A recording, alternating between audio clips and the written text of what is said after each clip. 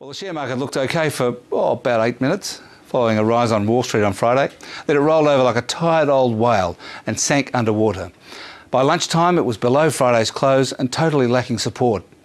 And by the close today, it was 1.3% lower, having hit a peak for the day that was more than 1% higher than Friday.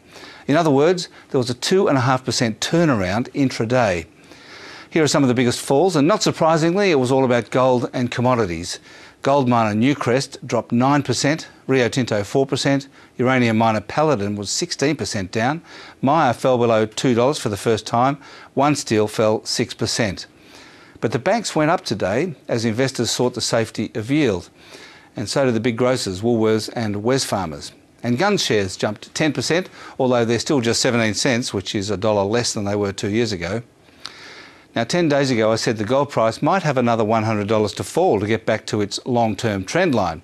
Well, it fell $100 just today and has fallen $270 since I said that. But it has simply fallen back to the trend line that it's been in place since the credit crisis of 2008, when the flight to safety began for global investors. Now, as I said 10 days ago, the spike above $1,800 in July looked like an overshoot, and so it's turned out. The Australian dollar is following in gold's wake because it's partly about the US dollar rising, so the little Aussie is battling at about 96.5.